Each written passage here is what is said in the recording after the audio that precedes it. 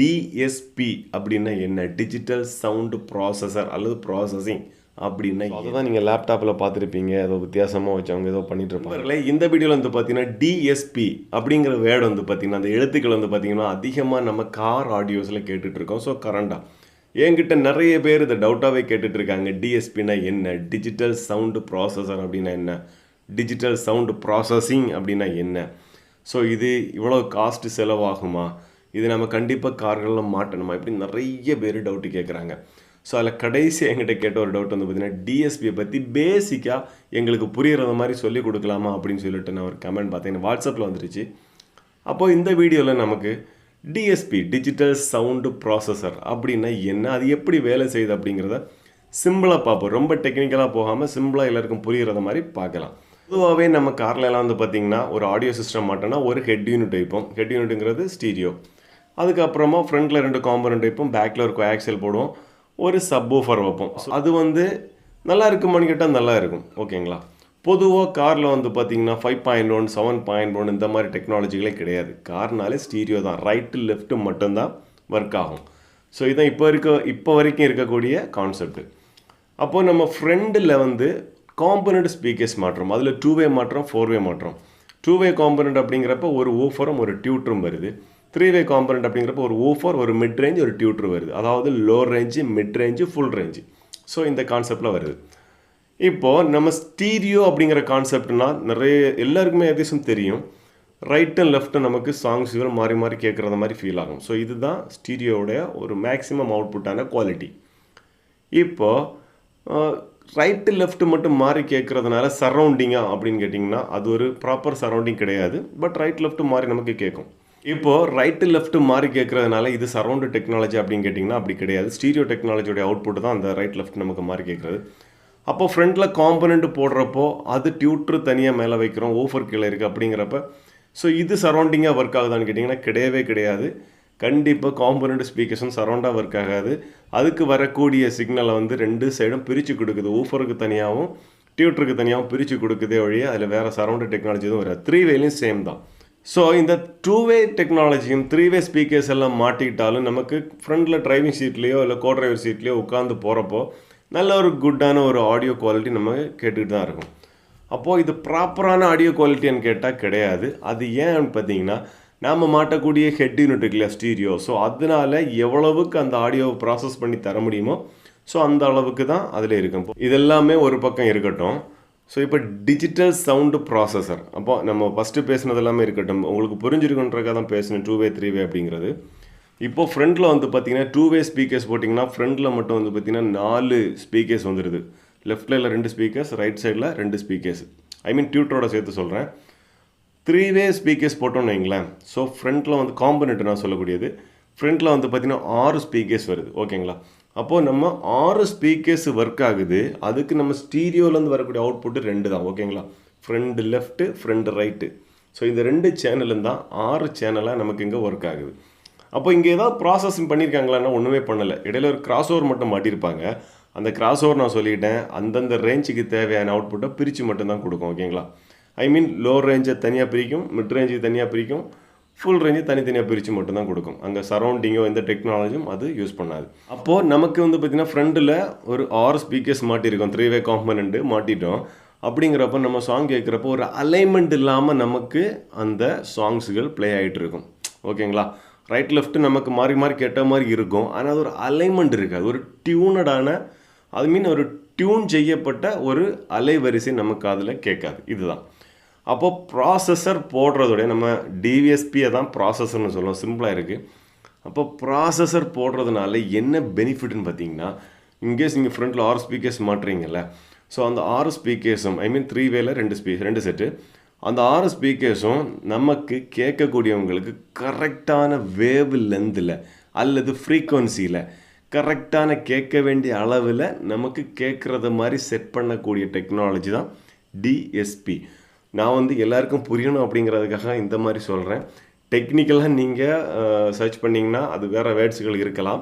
But எல்லாருக்கும் புரியணும் அப்படிங்கிறதுக்காக நான் இதை சொல்கிறேன். ஓகேங்களா? ஸோ எல்லாருக்கும் புரியணும், அதான் என்னுடைய கான்செப்ட். பார்க்குறவங்க எல்லாருக்கும் புரியணும். அகெயின் சொல்கிறேன் ஒரு வாட்டி கூட, நம்ம இப்போது ஒரு 2-வேவோ இல்லை 3-வேவோ ஸ்பீக்கர்ஸு நம்ம காரில் மாட்டியிருக்கப்போ ஒரு ஸ்டீரியோலேருந்து டேரெக்டாக நம்ம கேட்குறப்போ இல்லை சாதாரண ஒரு ஆம்பிளிஃபையர் வழியாக கேட்குறப்போ நமக்கு ரைட்டு லெஃப்ட் மாறி மாறி ஒர்க் ஆகிற மாதிரி இருந்தாலும் அது ஒரு டியூன் செய்து ஒரு அலைன்மெண்ட் படுத்தப்பட்ட ஒரு ஆடியோ குவாலிட்டி நம்ம கேட்க மாட்டோம். ஓகேங்களா?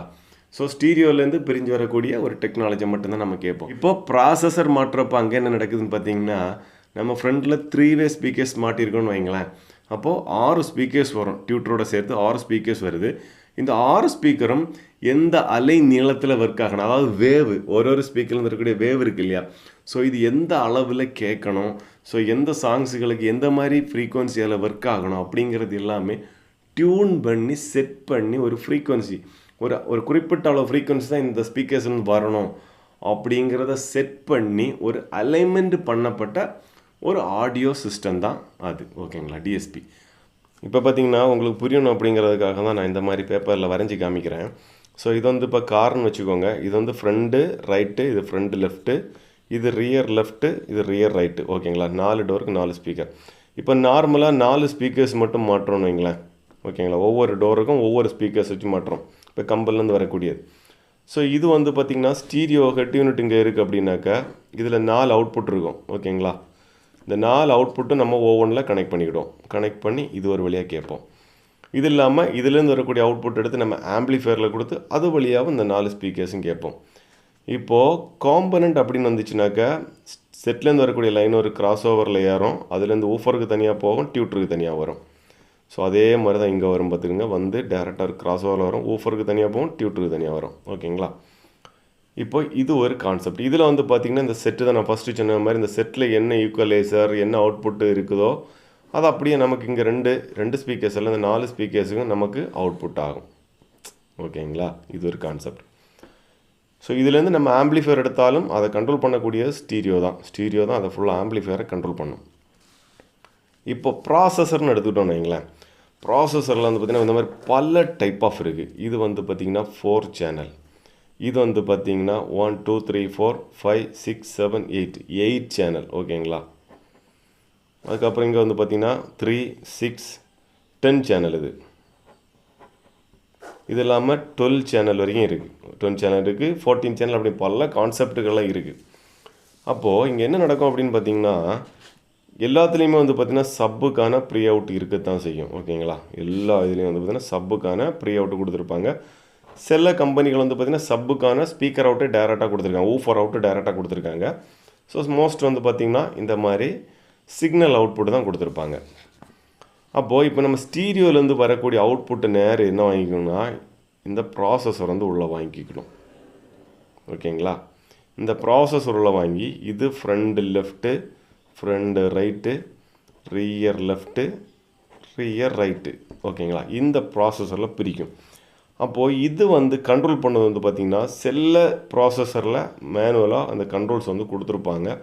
இப்போ வரக்கூடிய ப்ராசஸரில் வந்து மோஸ்ட் வந்து டிஜிட்டல் ஆக்கிட்டாங்க. ஸோ இது என்ன பண்ணியிருப்பாங்கன்னா ஒன்றில் இவங்க பிராண்டுடைய ஒரு ஆப் கொடுத்துருப்பாங்க. அந்த ஆப்பை வந்து நம்ம ப்ளே ஸ்டோர்லேருந்து டவுன்லோட் பண்ணி அதில் கண்ட்ரோல் பண்ணிக்கலாம். இல்லைன்னா இன்கேஸ் ஒரு ஹை லெவல் பிராண்டடாக இருந்துச்சுனாக்கா அவங்களே ஒரு சாஃப்ட்வேர் நமக்கு கொடுப்பாங்க. ஸோ அதை தான் நீங்கள் பார்த்துருப்பீங்க, லேப்டாப்பில் உட்காந்து டியூன் பண்ணுறேன்னு சொல்லுவாங்க. டியூன் பண்ணுறேன்னு சொல்கிறது அப்படி தான், ஒவ்வொரு சேனலுக்கும் ஸோ எந்த அளவுக்கு ஃப்ரீக்வன்சி போகணும் அப்படிங்கிறத அதில் செட் பண்ணுவாங்க. இன்புட்டு காமன் தான். ஸோ அது தனித்தனியாக பிரித்து கொடுக்கும். ஓகேங்களா? இது ஆம்பிளிஃபையிங் பண்ணாது, நல்லா புரிஞ்சுக்கோங்க. இது ஆம்பிளிஃபையிங் பண்ணாது. ஓகேங்களா? ஆம்பு பண்ணாது. ஸோ இது இல்லாமல் இப்போ வரக்கூடிய இன்ஃபினிட்லி இப்போ ஒரு ஆம்பு போட்டிருக்காங்க, ப்ராசஸிங் பண்ணி ஆம்பிளிஃபையரிங் பண்ணுறத மாதிரி ஒன்று போட்டிருக்காங்க.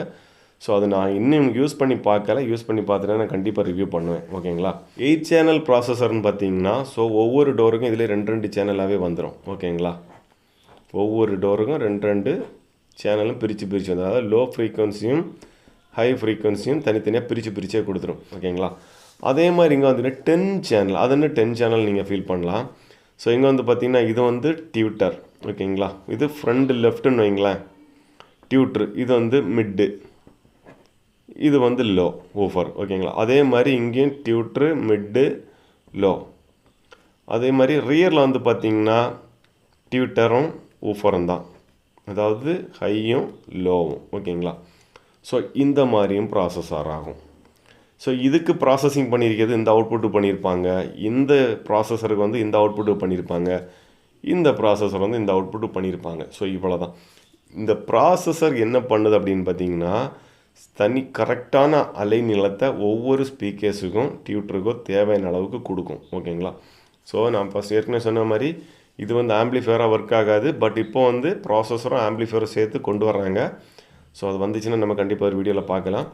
இதுதான் வந்து பார்த்திங்கன்னா பேசிக்கான ப்ராசஸர். ஓகேங்களா? இனி இதை டூன் பண்ணக்கூடியது அப்படின்னு பார்த்தீங்கன்னா, நீங்கள் லேப்டாப்பில் பார்த்துருப்பீங்க, ஒவ்வொரு அலைநீளங்கள் இந்த மாதிரி வச்சுருப்பாங்க. ஸோ இதுக்கு வரக்கூடிய லென்த்தெல்லாம் வந்து பார்த்திங்கன்னா இதில் இந்த மாதிரி கண்ட்ரோல் பண்ணியிருப்பாங்க. இப்போ ஃப்ரண்ட்டு, ரைட்டு, டியூட்டர்னு வைங்களேன். ஸோ அதுக்கு இவ்வளோ தான் வரணும்னு செட் பண்ணுவாங்க. ஊஃபர் வந்து பார்த்திங்கன்னா இவ்வளோ தான் போகணும்னு செட் பண்ணுவாங்க. ஸோ இந்த மாதிரி அதோடைய வேவ்ஸ் வந்து தனித்தனியாக செட் பண்ணலாம். ஸோ இதை இந்த டியூன் பண்ணுறதான் நிறைய பேர் வீடியோவில் வெளியில் காமிக்க மாட்டாங்க, சொல்லிக் கொடுக்க மாட்டாங்க. ஏன்னு பார்த்தீங்கன்னா அந்த டெக்னாலஜி அடுத்தவங்க தெரிஞ்சுக்குவாங்க அப்படின்னு சொல்கிற மாதிரி மறைக்கிறாங்க. அப்படியெல்லாம் கிடையாதுங்க, எல்லாம் தெரிஞ்சிக்க வேண்டிய விஷயம் தான். இதை தெரியறதுக்கு ஒன்றுமே கிடையாது. இன்னும் டெப்த்தாக சொல்லணும்னா இந்த ப்ராசஸர் இருக்கு இல்லையா, ஸோ இதில் இந்த டியூட்டருக்கு இருக்கு இல்லையா, இந்த டியூட்டருக்கு வரக்கூடிய லென்த்து, ஓகேங்களா, இந்த லென்த்தை வந்து எவ்வளோ அலைநீளம் எப்படி வரணும், அதோட ஃப்ரீக்வன்சி ரேஞ்ச் என்னவாக இருக்குன்னு அப்படி செட் பண்ணுவாங்க. அதே மாதிரி இப்போ இந்த ஊஃபர் இருக்குன்னு வைங்களேன், இந்த ஊஃபருக்கான அலைநீளத்தை இங்கே செட் பண்ணிடுவாங்க. ஸோ இது இவ்வளோ தான் வரணும், இல்லை இங்கே இவ்வளோ வரணும், ஸோ இல்லை இவ்வளோ வரணும். ஸோ இந்த மாதிரி செட் பண்ணுவாங்க. ஓகேங்களா? ஸோ அதை தான் நீங்கள் லேப்டாப்பில் பார்த்துருப்பீங்க, ஏதோ வித்தியாசமாக வச்சவங்க ஏதோ பண்ணிகிட்ருப்பாங்க. ஸோ இதெல்லாம் பார்த்துட்டு தான் என்னோட ஒரு ஃப்ரெண்ட் ஒருத்தங்க இப்படி கேட்டிருந்தாங்க. ஸோ அதை கொஞ்சம் எக்ஸ்பிளைன் பண்ணலாமான்னு, ஸோ அவங்களுக்கு புரியணும் அப்படிங்கிறதுக்காக நான் இந்த மாதிரியெல்லாம் கிறுக்கிக்கிட்டு இருக்கேன். ஸோ டவுட்டுன்னா சொல்லுங்கள், நான் லைவாக உங்களுக்கு அதை வீடியோவாக கண்டிப்பாக போடுறேன். அப்போ நண்பர்களே, உங்கள் எல்லாருக்கும் இது புரிஞ்சிருக்கும்னு நினைக்கிறேன். ஸோ புரியாதவங்க டவுட்டு கண்டிப்பாக கேளுங்க. இல்லை இன்னும் உங்களுக்கு இன்னும் டெப்த்தாக சொல்லித்தரேன்னா கண்டிப்பாக நான் சொல்லித்தரேன். ஸோ பேசிக்காக எல்லாருக்கும் புரியணும் அப்படிங்கிறதுக்காக நான் இந்த மாதிரி சொல்லித்தரேன். ஓகேங்களா? ஸோ இது இல்லாமல் இன்னும் கான்செப்ட்டுகள் நிறைய இருக்குது ஆடியோ பொறுத்தவரையில். என்னை பொறுத்தவரையில் ஆடியோ உலகம் அப்படிங்கிறது ஒரு எண்டு கிடையாது, அது போயிட்டே இருக்கும். நம்மக்கிட்ட காசு செலவு பண்ண அது அப்கிரேட் ஆகி போய்கிட்டே இருக்கும். ஸோ அது ஒரு லிமிட்டே கிடையாத ஒரு அப்டேஷன் தான் ஆடியோ அப்டேஷன் அப்படிங்கிறது. பட் நம்மளுடைய வசதிக்கு ஏற்ற செட் பண்ணிக்க வேண்டியதான். இந்த மாதிரி பேசிக்காக ஒரு ப்ராசஸர்லாம் வச்சு நல்ல யூனிட்டெல்லாம் வச்சு பேசிக்காக நீங்கள் ஒரு ஆடியோ செட் பண்ணாலே ஒரு 70Kக்கு அதிகமாக தான் வரும், 70,000க்கு அதிகமாக தான் வரும். நார்மலாக இப்போ ப்ராசஸர்னால் எல்லாருக்கும் தெரியும், நாக்காமச்சின்னு சொல்லுவாங்க. காரணம் அதுதான் வந்து பார்த்திங்கன்னா அமேசான்லலாம் ஈஸியாக எல்லோரும் ஆக்சஸ் பண்ணுற மாதிரி கிடைக்குது.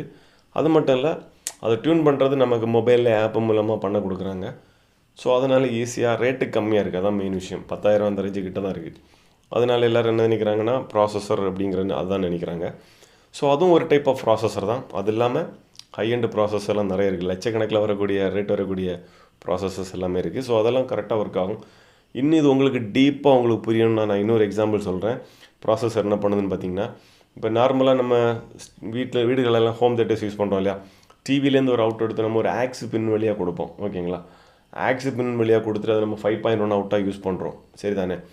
ஸோ நீங்கள் ஆக்ஸில் கொடுத்து 5.1 யூஸ் பண்ணுறதுக்கும் வீடுகளில் சொல்கிறேன், டவுட் உங்களுக்கு புரியணுங்கிறதுக்காக, அதை விட ஒரு HDMI கேபிள் வழியாக எடுத்து ஒரு HDMI போர்ட் இருக்கக்கூடிய செட்டில் கொடுத்து 5.1 பிரித்து எடுத்துக்கிறதுக்கும் உள்ள டிஃப்ரெண்ட் இருக்குது இல்லைங்களா?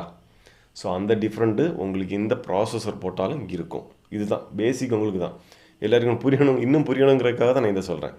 ஆக்ஸ் வழியாக ஒரு டிவிலேருந்து ஒரு அவுட் எடுத்து ஒரு ஹோம் தேட்டரில் கொடுத்து அதை நம்ம 5.1 கேட்குறதுக்கும், HDMI கேபிள் வழியை எடுத்து ஒரு ஹோம் தேட்டரில் கொடுத்து அதை 5.1 நம்ம கேட்குறதுக்கும் டிஃப்ரெண்ட் நிறையவே இருக்குது. ஓகேங்களா? ஸோ அதே டிஃப்ரெண்ட்டு கண்டிப்பாக இந்த டெக்னாலஜிலையும் இந்த ப்ராசஸ் யூஸ் பண்ணாலும் நமக்கு கேட்கும். ஸோ நீங்கள் கரெக்டாக பார்த்தீங்கன்னா இதை ஃபைனலாக டூன் பண்ணி முடிச்சதுக்கப்புறம் இப்போ மிட்ரேஞ்சுடைய ஊஃபருடைய இப்போ நீங்கள் நல்லா யோசித்து பார்த்துக்குங்க. இல்லை இந்த மாதிரி எதாவது யூஸ் பண்ணக்கூடிய காரில் ஏறி செக் பண்ணுங்கள். ரைட் லெஃப்ட்டு 3-வே காம்பனண்ட் ஸ்பீக்கர்ஸ் போட்டுக்கிட்டு காரில் ஏறி உட்காருங்க. உங்களுக்கு முன்னாடி டேஷ்போர்டில் சென்ட்ரு ஸ்பீக்கர் ஒர்க் ஆகிற மாதிரி இருக்கும். உங்கள் டேஷ்போர்டில் ஸ்டீரியோ பக்கத்தில் ஸ்பீக்கர் பாடுற மாதிரி நமக்கு கேட்கும், இல்லை ஸ்பெஷல் மியூசிக் கேட்கும், இன்ஸ்ட்ருமெண்ட்ஸ் ப்ளே ஆகிற மாதிரி கேட்கும். ஸோ அது என்ன அப்படின்னு பார்த்தீங்கன்னா, அந்த மிட்ரேஞ்ச் ஸ்பீக்கர்ஸ் இருக்குது இல்லையா, அதோட வேவ் லென்த்து. ஓகேங்களா? ஸோ அந்த 2 லென்த்து கரெக்டாக அந்த இடத்துல வந்து நிற்கிற மாதிரி செட் பண்ணியிருப்பாங்க. அந்த லென்த்தை வந்து பொசிஷன் பண்ணுவாங்க. ஸோ இவ்வளோ தான் இதுக்கு மேக்ஸிமம் வரணும். ரெண்டும் ஒன்றோட ஒன்று முட்டக்கூடாதோ, இல்லை இந்த மாதிரி மியூசிக்கில் முட்டணும், ஸோ அப்படின்ற மாதிரி செட் பண்ணுவாங்க. அப்படி செட் பண்ணுறப்போ உங்களுக்கு நீங்கள் ட்ரை பண்ணிகிட்ருப்பீங்க, ஏதோ சென்டரில் வந்து ஒன்று வேணாங்க ஒரு கத்தி கீழே விட்ற சவுண்ட் இருக்குன்னு வைங்களேன். ஸோ அது சென்டரில் கேட்கணும்னா கரெக்டாக கேட்கும். ஆனால் சென்டரில் ஸ்பீக்கர்ஸ் இருக்காது. ஸோ இந்த ஸ்பீக்கருடைய அந்த லென்த்து, அந்த வேவோட லென்த் வந்து அங்கே முடியும். ஓகேங்களா? அப்போது உங்களுக்கு என்ன இருக்கும், ஸோ நம்ம சென்டரில் கேட்குற மாதிரி ஒரு ஃபீல் இருக்கும். ஸோ இதுதான் ப்ராசஸிங் அப்படிங்கிறது. இதுதான் ஆடியோவை கண்ட்ரோல் பண்ணி கரெக்டான அலை நீளத்தில் நமக்கு கேட்க வைக்க உதவுது. ஓகேங்களா? அப்போ உங்களுக்கு இந்த வீடியோ பிடிச்சிருக்குன்னு நினைக்கிறேன். நம்ம இப்போ மற்றொரு வீடியோவில் சந்திக்கலாம். அது வரைக்கும் நன்றி, வணக்கம்.